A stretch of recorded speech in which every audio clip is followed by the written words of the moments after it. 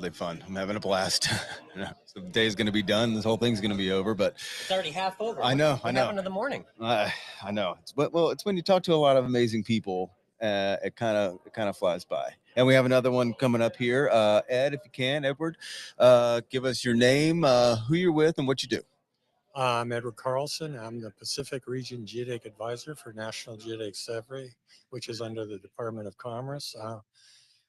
I have the region of Hawaii, American Samoa, Northern Marianas, and Guam. I'm one of 14 regional advisors that we have in NGS, Okay. and I'm the only advisor that works in the Southern Hemisphere. Oh, that is quite A interesting. lot of people don't realize that we have territory or we work in the Southern Hemisphere. Most people think that NGS only works in the Northern Hemisphere.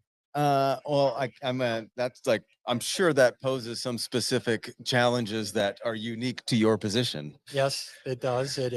Travel to the islands or to American Samoa is not every day. You have, during the summer, you have 3 flights a week, and during the winter, you have 2 flights a week.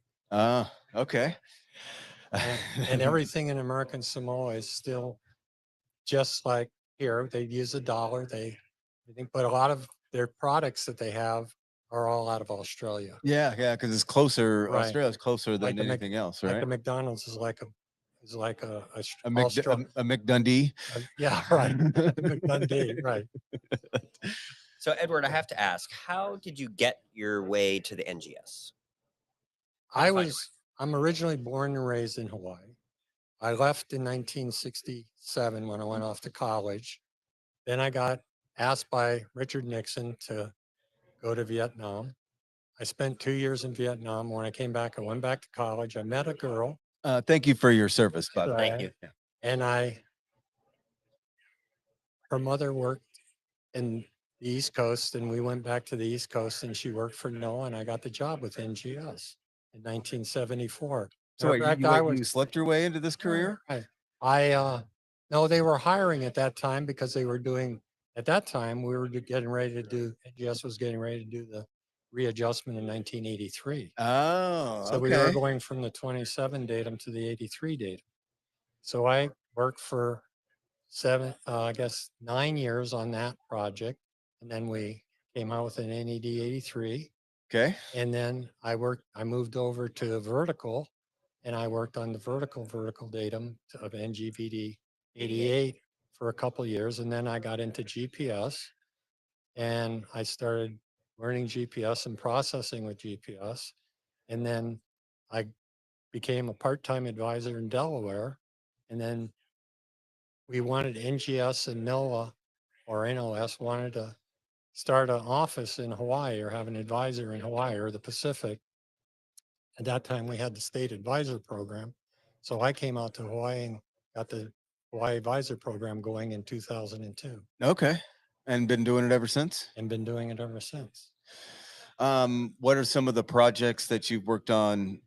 Some of the big, the first big project I worked on before I came out here was we worked on what we call the Northwest Hawaiian Islands. All the islands going from here to Midway were all on an astro datum, and we sent a cruise up with GPS people. I sent people up and to go on all these islands and do GPS and on marks that were already done by another agency earlier. Okay. And so we could register the charts into the 1983 or the 83 datum, so everything would be perfect. Because everybody at that time was still using GPS to navigate, but the charts didn't match because they were in 27 datum and they were in 83 or WGS 84, so they would have problems. And we had that one case, one of the ships transiting through the Northwest Hawaiian Islands ran aground, but they were using a chart because they were using they were navigating with GPS and looking at the old chart. Yes. So that was our first main mission. And then after that, I became the state advisor. And then NGS about 10 years ago decided we were going to go from state advisors to regional advisors. And that's how I became the regional advisor. But I had been working in American Samoa, Guam, and Northern Marianas. We did all this leveling and georeferencing for all those islands before Wow. 2001 in American Samoa, 2002 in CMI, 2000 and, I mean, 2003 in Guam. I'm gonna get super nerdy. Please. So sorry. That's why you're here.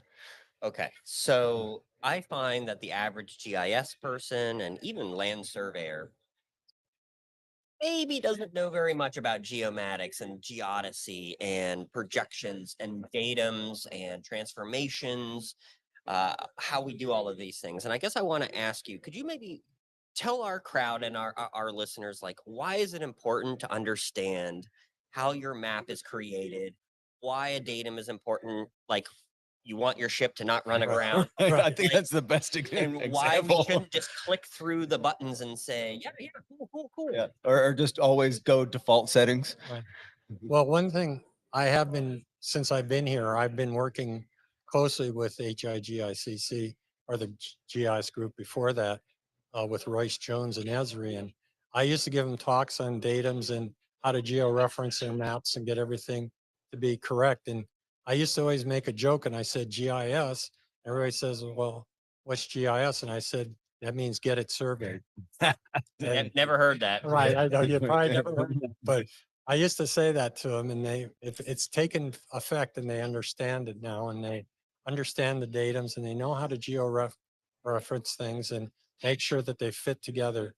I've been working with, one example is I've been working with the city and county. They're doing their parcel maps and they're putting them onto a GIS, but the parcel maps, since they're different datums and trying to get them rectified together, when you look at them putting it onto a georeference background, which is on NAD 83 or WGS 84, and they're in the old Hawaiian datum, when they want to transform them over, you'll find out that some of the parcels are sitting in people's property lines are in the middle of a road. Oh, sure. Yeah. But that's still okay because their property hasn't moved, because when they do the survey, they're doing a boundary survey, and people, all they care about is how much square feet you have in your property. They're caring about the They- area, but not they don't necessarily care exactly where it's located and things like Interesting. that. So does that mean it's just going to stay in the old? No, we're working on a matter of fact, there's a talk this afternoon about it. Rod Lowe is going to be giving a talk about it. We're going to talk about how they're going to try to rectify this problem and get to it. I mean, how big of a project is that? I mean, what kind of scale are we talking about? Is it every so often something's in the old one, or is it all? I think once they get it into the right datum and everything squared away, then everything will be all right from there. But I think he said it was don't quote me. I think he said it was a 2-year project. Okay, all right. Well, that's not unreasonable, but it's not small, right? Right. It's not a small project. Is that what you see as far as like the biggest issue is old datums to new ones? Is that what you kind of fight the most battles these days? Most of my work falls into three things. It's people doing GPS projects and they want to know how to get them adjusted and get them into the right coordinate system. 2 is leveling. They want to have good elevations. And right now I'm working with the state DOT and we're doing re-leveling all the islands. We've done Oahu, they've done Maui County, and they're just finished Kauai and they're working on the Big Island. Okay. So we'll have good elevations and they need that for, of course, mapping for determining where the inundation zone is for tsunamis, so people will know where to go, how high they go to get away, so you're not going to get swept away, because they have legislation on where the zone is or how high an elevation it has to be. But it would help to know what the actual elevation is if you're going to start because that's an expensive line, right? Right. So they also, and then the last one is datums, converting from datums, and I get converting from one datum to another. And a lot of things I've been working on lately, I've been working on with the Corps of Engineers, as they got a lot of old maps from World War II that are on all these different datums, and we're having to get them, they want to get them into the NADA 3 so everything match up. And I'm talking about Bowditch 1945 datum, different things like that. Is So that like microfilm type stuff? no, I don't even know. I give them, I tell them how they can get the transformation, develop the transformation, and how they get the points and get it into the new one. That's their problem. Mm. But some of these old maps are in yards, not meters. They're on the international, if they have they're in the feet, they're in international feet. So you have to convert them to survey foot, things like that. So there's a whole bunch of different issues that Yeah. we have out here in the Pacific that's a little different than CONUS. That's what it sounds like. I'm going to ask a dumb question, then you can ask a more nerdy question. But how do you get all these different datums? Like, were people just conjuring up as needed, or was there? Well- why is there so many? Like when you mentioned, like all these different ones, is Okay, an entity made itself, or what? USGS, back after the war, we have what we call the trust territories. And Hawaii was a territory. You had Guam, which was a territory, and American Samoa, which is a territory. They were all part of and Northern Marianas. They were all part of what we call the trust territories. Okay. There are other countries that are now countries that were part of the trust territories, like Palau, Federated States of Micronesia, and Marshall Islands. These are all places that we used during World War II to move our way toward Okay. the Philippines. Okay. So we set up datums on each one. They've set up astro datums on each one because we didn't have line of sight from one island to the other. So they used astro datums. And so we have those and we know those factors. And then USGS came back and did in 65 and 66, they went through and surveyed all these islands and they came up with their datums and their plane coordinate systems. So we have those records of what the false teasing, false northing is, what the point, major point is of the coordinates and that. So we have all that information from USGS or the military. If they have it, I can get the information from NGA. They Okay. have all those factors. They have every datum that they use there, every type of map they have has defining factors into the coordinate system. And once we get those, then once we know that, then I can use a program that will transform them from Snap one it to- into. Okay. Well, try to snap it in. Yeah. Push the easy button. Well, no, you convert it into latitude, longitude, then you take the latitude, longitude, you convert it, and then there's a program called, company called Blue Marble that has a transformation Okay. program that I use a lot. It will help me determine the transformation parameters. Interesting. I was just going to ask, what geoid do you guys use out here? We use a GSR 80. Okay. Or geoid model we use, we use for geoid model, we're using geoid 12B. 12B. Okay. Interesting. CONUS uses 18 a lot. Well, that's the new scientific one. They didn't include, when they did the scientific one, 18, they didn't include the Pacific. Because I just learned something. sometimes it's better to be in the Pacific because then you don't get included in stuff and it's have a problem. But we are in the new, we've had GravD flown for the new datum, the new geopotential datum. All the islands have been flown. Everything's been done. Okay.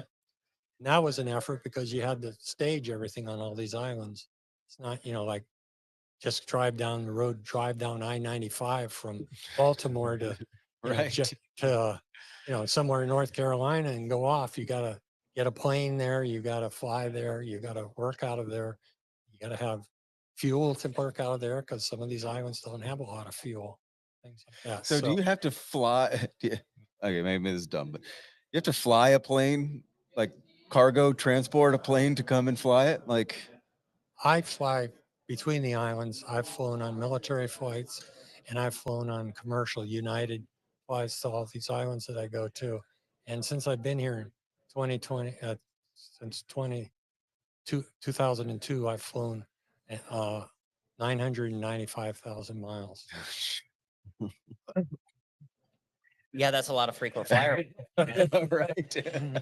Yeah, fair. What else you got, and- Nick? Yeah, I just want to ask, do you have any recommendations for the younger crowd getting into geospatial in general and surveying, geodesy, GIS? Any tips or tricks or suggestions? A lot of people think it's real hard math to comprehend and do, but it's now with the computers and things like that, you can get formulas that are already on the computer. You can just use them and stuff like that. But if you have to have, you should have a math background. Okay. But you don't have to. And for me, I'm a geodesist category in the government, and you have to have at least integral and differential calculus. But if you have other classes that in science and things like that, that helps you out. And taking a class, just a class in college of geography is a way to know, because you'd be surprised how many people I talk to that don't know where different places are. I, And yeah. just geography. Oh, I mean, Yeah, not care about a datum. Right. Just Yeah. yeah. What hemisphere it's in. Right. think in high school and middle school anymore, geography is actually a required class, and I know. so the statistics are really really bad about that. But fair. Yeah. I remember when I was in elementary school back last century, uh, you had to know the states and the capitals. Alabama, Right. Alaska, Arizona. Right. It's, You know the song. Yeah, but you gotta go with the capitals too. yeah, I never made it through that. Yeah. Well, because now it's just all in your pocket. So Right, well, yeah. why know things? Because Right. you could look it up. Really great stuff, Ed. Anything else you want to get out there? What's your experience been like at the conference so far? Well, I've enjoyed it. I've been coming to these since, like I said, when they've had them in the old Hawaii Land Surveyors Association conferences. I've been coming since 2003, and this HIGICC and HAL's combined. This is, I think, the fourth one, and I enjoy it because I get to talk to both surveyors and GIS people, and they can, learn something, and they can learn something from each other. Sure. Yeah. Because a lot of times, a while ago, maybe 10 years ago, surveyors had distrust in GIS people, and GIS people had distrust in surveyors. But now they're finding out that they're all together and they need to work together. Yeah, that's well said. Last question. Might sound a little odd, but do you have a mantra that you live by? I have one that my father taught me and said, anytime when everything's really bad and the sky's gray and everything's falling apart, he says, just remember the sun's going to rise in the east tomorrow. And if it doesn't, we're all in trouble. Thanks. I love it. Oh, that's great stuff. Ed, I learned a lot. Appreciate your time, and then enjoy the rest of the conference. Thank you. Thanks, Ed. Mahalo. Is that good enough? Oh. Yeah, money. So I didn't have to talk about the 2022 We skipped it, we skipped it. I know, but I got the geoid part in. Do you know a gentleman named Rudy Strickland? Is that a name that rings a bell? He worked